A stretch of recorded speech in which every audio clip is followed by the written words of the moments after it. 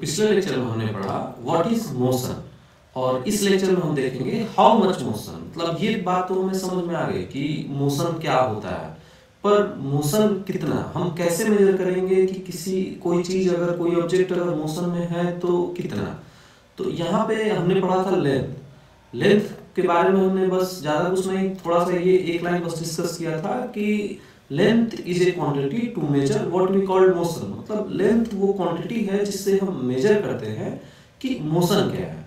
उसको हम आगे समझने के लिए देखते हैं एक एग्जांपल के थ्रू कि लेट सपोज आपका घर किसी पॉइंट ए पे है, this is your house on point A, okay, and आपका एक फ्रेंड है, उसका घर कहीं पॉइंट बी पे है, this is point B with the red pen, okay, point A and point B.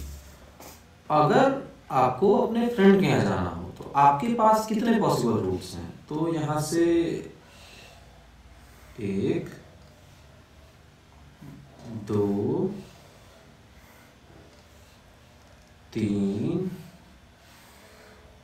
हम क्या करते हैं, थोड़ी इसकी मेजरमेंट बढ़ा लेते हैं, ठीक है, और यहाँ पे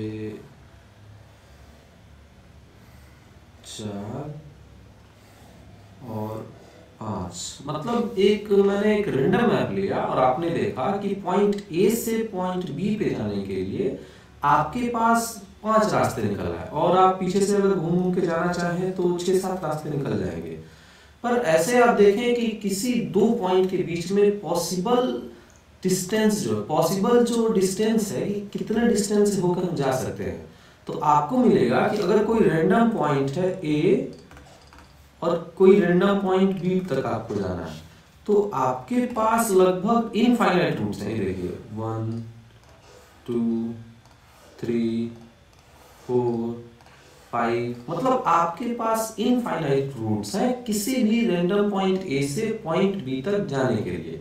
लेकिन अगर आपसे कोई पूछे कि शॉर्टेस्ट रूट पॉइंट ए से पॉइंट बी पे जाने के लिए क्या है, तो आपका आंसर होगा कि सर मैथ्स में हमने पढ़ा था कि पॉइंट ए से पॉइंट बी मतलब 2 point, the shortest path between 2 points is a straight line.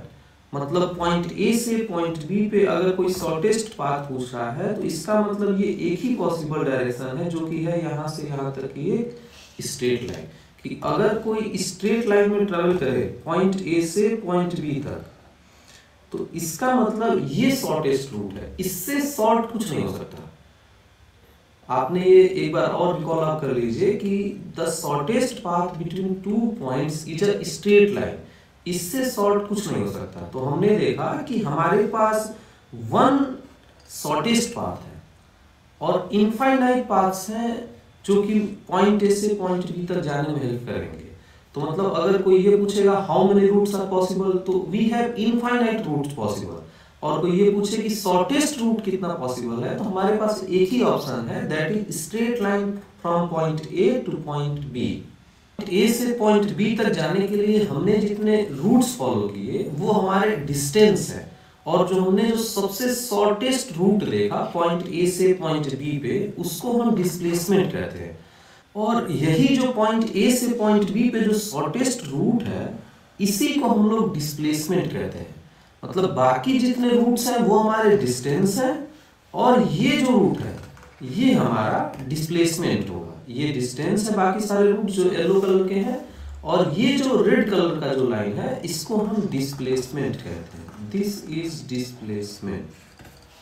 Okay, then displacement travel कौन करता है? तो अगर हम पॉइंट ए पे गन रखें और पॉइंट बी को शूट करें, let's suppose take a gun और ये पॉइंट बी को शूट, तो अगर हम पॉइंट ए पे गन रखें और पॉइंट बी को शूट करें, तो ये जो बुलेट है ये हमेशा ही डिस्प्लेसमेंट ट्रैवल करेगा।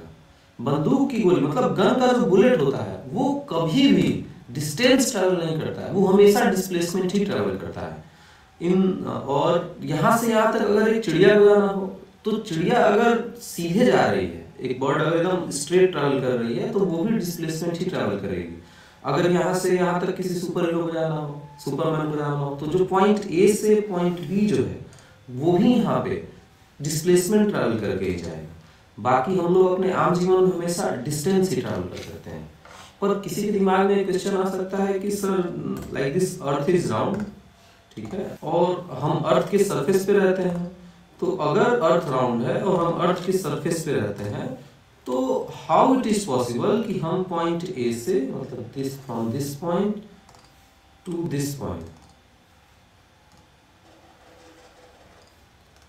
हम कैसे डिस्प्लेसमेंट ट्रैवल कर सकते हैं? ये तो डिस्टेंस ही ट्रैवल करेंगे। आप देखेंगे यहाँ पे एक कर्व है, पॉइंट अगर इसको Q माने और इसको R माने, तो आप देखेंगे जो पॉइंट्स हैं, पॉइंट A और पॉइंट B, इसको Q मानते हैं, इसको R मानते हैं। ओके, हाँ, तो आप ये कह सकते हैं कि सर Q से R तक हम कैसे डिस्प्लेसमेंट ट्रैवल कर सकते हैं? ये तो हम डिस्टेंस ही ट्रैवल कर रहे हैं, क्योंकि अर्थ जो हमारा सरफेस है वो फ्लैट तो है नहीं। तो हम जो डिस्टेंस की बात करेंगे वो काफी शॉर्ट होगी, मतलब अर्थ के रिस्पेक्ट में। अगर अर्थ का यहाँ से यहाँ तक अगर आप देखेंगे एरिया, तो लगभग ये 3000 किलोमीटर तक पहुंचेगा, 2000 से 3000 किलोमीटर, 2000 to 3000 किलोमीटर।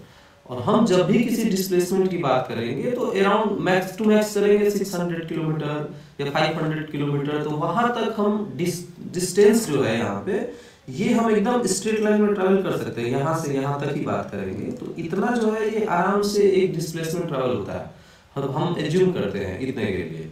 ओके, तो यहाँ पे हमें ये पता चला कि डिस्टेंस क्या है और डिस्प्लेसमेंट क्या है। डिस्टेंस जो है, distance the route we follow continuously from point A to point B, any route we follow, that is distance, and the shortest route between point A to point B is our displacement.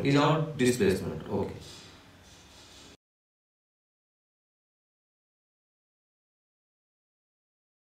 let's see how displacement works. तो अगर आप और आपके friend दो लोग class में बैठे हैं, दोनों लोग ने बात की, आपके फ्रेंड ने कहा कि भाई शाम को मेरे घर आ जाना, और जो मेरा घर है ये कहीं एक कंप्यूटर पॉइंट है अटल पथ पे, और इस पॉइंट से मेरा घर 100 मीटर है। ओके, तो आप शाम को घूमते टहलते गए अटल पथ से होते हुए इस कंप्यूटर पॉइंट पे, और फिर आपके पास अब चॉइसेस देखिए। 100 मीटर उसने बस आपको इन्फॉर्मेशन दिया कि 100 मीटर वहां से मेरा घर है, पर आप जब कैरियर कंप्यूटर पॉइंट यहाँ पे जब पहुंच रहे हैं तो आपने देखा 100 मीटर इधर भी रूट है, इधर भी है, मतलब इस साइड भी रूट है, इस साइड भी रूट है, इधर भी रूट है, इधर भी रूट है, इधर भी रूट है, मतलब हर पॉसिबल डायरेक्शन में आपके पास एक रूट है। तो आपको एक्चुअली सिर्फ ये मैग्नीट्यूड जो उसने बताया एक डिस्टेंस का, कि ये जो डिस्टेंस 100 मीटर है उसने आपको बताया, ये जो 100 मीटर है ये इनफ नहीं होगा ये बताने के लिए कि उसका घर कहाँ पे है। फिर अगर वो आपको एक डायरेक्शन दे कि एक काम करना 100 मीटर साउथ चले आना, तब आपके पास एक एग्जैक्ट आइडिया होगा कि अच्छा 100 मीटर ये जो साउथ का जो डायरेक्शन है वहां से इसका घर है, तो चलिए वहां से इसका घर यहाँ पे है। तब आपको ये पता चलेगा कि this is my friends house.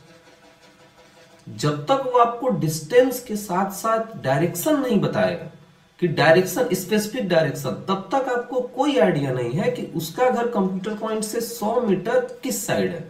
जैसे ही उसने डायरेक्शन बताया वैसे ही आपको पता है अच्छा अब ये कंप्यूटर पॉइंट से यहाँ पे 100 मीटर साउथ जाना है, तो इसका मतलब इसका घर यहाँ पे है। ओके, तो यहां से हमें पता चला कि डिस्टेंस के साथ हमें एक और चीज जाननी होती है जो कि है हमारी ये डायरेक्शन। तो जब भी हमें डिस्टेंस के साथ डायरेक्शन मिल जाए तभी हमारी ये यूनिट डिस्प्लेसमेंट बन जाती है। डिस्प्लेसमेंट मतलब for displacement we need two quantity, first that is magnitude and second that is direction. और जब ये दोनों क्वांटिटी हमारे पास होगी तभी हम कह सकते हैं कि we have displacement. Now we have, आप कई बार ये सुनेंगे कि distance is a scalar quantity, displacement is a vector quantity, पर ये स्केलर वेक्टर्स हैं क्या? तो फिर आपको बताया जाएगा दीज आर फिजिकल क्वांटिटीज। तो ये क्या भला है, इसको पहले समझ लेते हैं। तो क्वांटिटीज जो हमारे पास दो टाइप की हैं, पहली है फिजिकल और दूसरी है non physical quantities. Non physical quantities ऐसी चीजें हैं जिन्हें हम मेजर नहीं कर सकते, जैसे किसी का दुख, किसी के लिए किसी का लव, किसी के लिए पेन, मतलब जो क्वांटिटीज जिन्हें हम मेजर करके एक मैग्नीट्यूड नहीं दे सकते कि दिस मैग्नीट्यूड है दिस पेन, तो यहां पे हम उन क्वांटिटीज को नॉन फिजिकल क्वांटिटीज कह देते हैं। तो नॉन फिजिकल क्वांटिटीज वो क्वांटिटी है जो फिजिकल नहीं है, वो नॉन फिजिकल है। मतलब लव, पेन, सोरो, एंगर, ये सब जितनी फीलिंग्स हैं जो हमारी, ये नॉन फिजिकल क्वांटिटीज हैं, क्योंकि इनको हम कोई मैग्नीट्यूड असाइन नहीं कर सकते। और यहीं से फिर हमारी दूसरी क्वांटिटी हमें समझ में आ जाती है, दैट इज फिजिकल क्वांटिटीज, कि वो क्वांटिटीज जिसको हम एक मैग्नीट्यूड असाइन कर सकते हैं, वो क्वांटिटीज फिजिकल क्वांटिटीज में आएंगी। जैसे लेंथ कितना है, फोर्स कितना है, डिस्टेंस कितना है, डिस्प्लेसमेंट कितना है, आगे वेलोसिटी कितनी है, इन चीजों को हम मेजर कर सकते हैं। तो इन चीजों को हम फिजिकल क्वांटिटीज कहते हैं, और जिन्हें हम मेजर नहीं कर सकते उन्हें हम नॉन फिजिकल क्वांटिटीज कहते हैं। और फिर फिजिकल क्वांटिटीज में, तो फिजिकल क्वांटिटीज में भी दो टर्म है, पहला है स्केलर और दूसरा है वेक्टर। इसे मिटाते हैं और लेते हैं, पहला है स्केलर,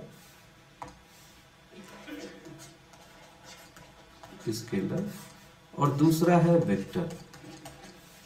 स्केलर क्वांटिटीज वो क्वांटिटीज हैं जिनमें हमें सिर्फ मैग्नीट्यूड की जरूरत है। मतलब अगर किसी की स्पीड है तो कितनी है, 80 किलोमीटर पर आवर, तो ये जो क्वांटिटी है ये स्केलर है, जहां हमें सिर्फ उसके मैग्नीट्यूड की जरूरत हो, हमें डायरेक्शन से मतलब ही नहीं है। दूसरी क्वांटिटी, मतलब पहली क्वांटिटी हो गई अपनी स्पीड, दूसरी क्वांटिटी जो हमने अभी अभी पढ़ी डिस्टेंस, मतलब तुम्हारी हाइट कितनी है, तो उसमें हम डायरेक्शन नहीं बता सकते, हम बस ये बता सकते हैं किसी की हाइट कितनी है। हम ये पूछें कि इन सब की, मतलब एक टेबल है उसका लेंथ कितना है, तो हम बस उसका लेंथ बता सकते हैं। या ये मैं डेली सुबह 2 किलोमीटर में दौड़ सकता हूं, तो ये 2 किलोमीटर है, ये भी एक डिस्टेंस है, क्योंकि वहां पे हम डायरेक्शन नहीं असाइन कर सकते। डॉक्टर ये नहीं बोलेगा कि आप डेली 2 किलोमीटर रनिंग कीजिए ईस्ट में या वेस्ट में। तो ऐसे करके हमने देखा कि डिस्टेंस जो हमारी, ये हमारी है स्केलर क्वांटिटी है। तो डिस्टेंस भी अपना स्केलर हो गया, स्पीड भी अपना स्केलर हो गया। फिर आते हैं कुछ एनर्जीज पे कि हमने कितना एनर्जी खाया, कितना एनर्जी बर्न किया, इस एनर्जी का भी हम डायरेक्शन नहीं बता सकते, तो ये भी अपनी स्केलर क्वांटिटी हो गई। तो फिर वेक्टर क्वांटिटी कौन कौन सी है, तो वेक्टर क्वांटिटी में सबसे पहले हमने अभी पढ़ लिया, ये है डिस्प्लेसमेंट। मतलब हमें बताना पड़ेगा कि डिस्टेंस प्लस डायरेक्शन, मतलब डिस्टेंस कितना है और फिर डायरेक्शन कितना है, तभी हम डिस्प्लेसमेंट ट्रैवल कर सकते हैं। दूसरा फोर्स, कि अगर हम किसी चीज को धक्का दे रहे हैं तो हमें उसका डायरेक्शन बताना पड़ेगा कि किस डायरेक्शन में धक्का दे रहा है। तीसरी क्वांटिटी है, अगर जैसे हमने इधर स्पीड पढ़ी तो इधर वेलोसिटी, ये आपको आगे पढ़ने को मिलेगा, एटसेट्रा। तो यहाँ पे मतलब स्केलर क्वांटिटीज जो है नीड्स ओनली मैग्नीट्यूड, इसको हम लिखेंगे नीड्स ओनली मैग्नीट्यूड, और ये आपके एग्जांपल्स हैं। और जो वेक्टर क्वांटिटी है, वेक्टर क्वांटिटीज में पहला नीड्स मैग्नीट्यूड, और फिर as well as direction also,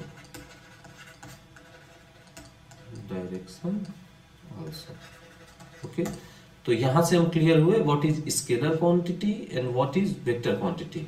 तो हमारा जो डिस्टेंस है, distance is a scalar quantity, क्योंकि वहां पे हमें बस लेंथ की जानकारी चाहिए होती है। लेकिन जब हम बात डिस्प्लेसमेंट की करेंगे तो displacement is a vector quantity, क्योंकि वहां पे हमें ये जानना होगा कि किस डायरेक्शन में। तो जब भी हमें डायरेक्शन के साथ इंक्लूडेड मिलेगा तो वो हमारा डिस्प्लेसमेंट होगा और वो वेक्टर क्वांटिटी होगा, ओके। यहां पे देखते हैं डिस्टेंस और डिस्प्लेसमेंट को, तो इन सबको इरेज करते हैं। ये जो पॉइंट है,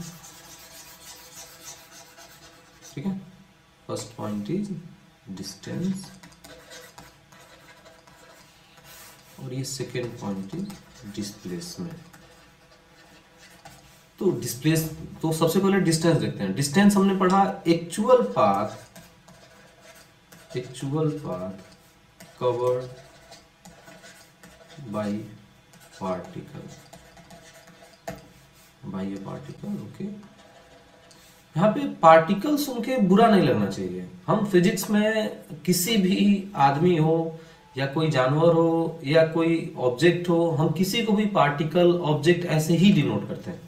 और यहाँ पे actual path covered by A particle, और इसका जो मैग्नीट्यूड होगा हम इसको मीटर में लिखेंगे या फिर किलोमीटर में लिखेंगे, मतलब ये हमारा एक्चुअल पाथ है। और जो डिस्प्लेसमेंट है, तो डिस्प्लेसमेंट जो है ये होगा हमारा final point minus initial point, मतलब जो शॉर्टेस्ट पाथ होगा means shortest path between two points, ठीक है।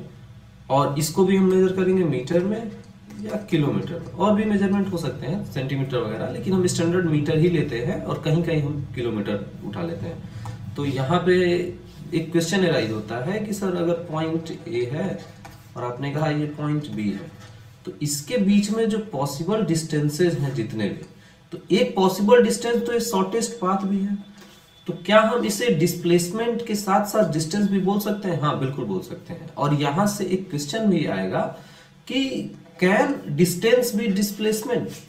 हाँ, डिस्टेंस डिस्प्लेसमेंट हो सकता है उस केस में जब वो स्ट्रेट लाइन में ट्रेवल कर रहा हो और शॉर्टेस्ट पाथ पे ट्रेवल कर रहा हो, तो distance can be displacement, but only in one special case, जहां वो पॉइंट ए से पॉइंट बी पे एकदम स्ट्रेट लाइन में मूव कर रहा हो। और फिर नेक्स्ट हम ये पूछ सकते हैं कि मतलब अगर ये डिस्टेंस है और ये डिस्प्लेसमेंट है, तो इन दोनों में से बड़ा कौन होगा? तो आपको ये क्लियरली दिख रहा है कि ये जो येलो लाइन है, ये जितने भी पॉसिबल डिस्टेंसेज हैं उन सबसे छोटी है। तो मतलब distance is greater then displacement, और एक केस हमें ऐसा मिल रहा है जहां डिस्टेंस और डिस्प्लेसमेंट दोनों सेम हो रहा है, तो यहां पे हम लिखेंगे डिस्टेंस इज ग्रेटर देन और equal to displacement. Equal to क्यों लगाया? क्योंकि पॉइंट ए से पॉइंट बी पे एक ऐसा भी पाथ है जहां पे डिस्टेंस जो है डिस्प्लेसमेंट की इक्वल हो जा रहा है, that is our shortest root.